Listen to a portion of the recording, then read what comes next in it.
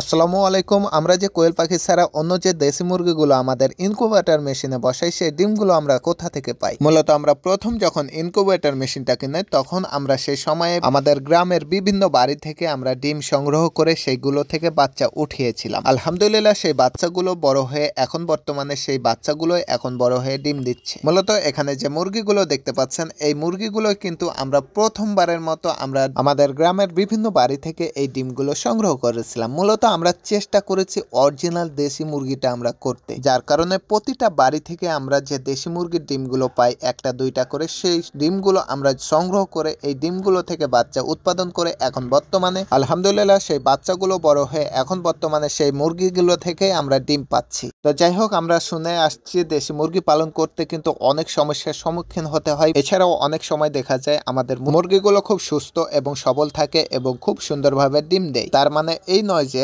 আপনি কোনো অভিজ্ঞতা ছাড়াই এই মুরগিগুলো পালন করতে পারবেন। মূলত অনেকে আছেন যে আপনি মুরগি সম্বন্ধে কিছুই জানেন না, তবে মুরগি পালন করতে শুরু করেছেন। হয়তোবা আপনি মুরগি থেকে খুব সুন্দর একটা প্রফিট এবং খুব সুন্দরভাবে মুরগি পালন করে যাচ্ছেন, সেই ক্ষেত্রে এখানে আপনি লং টাইম সার্ভাইভ করতে পারবেন না। তার কারণ হচ্ছে আপনার যদি কোনো অভিজ্ঞতা না থাকে এখানে, তাহলে কোনো না কোনো সময় আপনি একটা বড় লসের সম্মুখীন হতে পারেন। তাই আপনাদের বলবো আপনি অভিজ্ঞতা অর্জন করুন এই মুরগির বিষয়ে। আমার দেখা এই দেশি মুরগি পালনে কিন্তু অনেক রোগ জীবাণু হয়ে থাকে। মূলত আমরা চেষ্টা করি আমাদের মুরগিগুলোকে খুব সুন্দরভাবে রাখার। আপনি মুরগি পালন করলেই হবে না, আপনাকে বুঝতে হবে মুরগির কি অবস্থা, কখন কি ওষুধ লাগবে, কখন কি পরিচর্যা লাগবে, সেই ক্ষেত্রগুলোকে আপনাকে খুব সুন্দরভাবে চিহ্নিত করে রাখতে হবে এবং সেগুলো খুব সুন্দরভাবে পালন করতে হবে। তো যাই হোক, আলহামদুলিল্লাহ আমাদের মুরগিগুলো খুব সুন্দর এবং সুস্থ রয়েছে। আমাদের যে মুরগিগুলো আছে সেগুলো কিন্তু এখানে অনেকগুলো মুরগির সাথে আমরা দুইটা মোরগ রেখেছি। মূলত আমরা আরো মোরগ রেখেছিলাম, যার কারণ হচ্ছে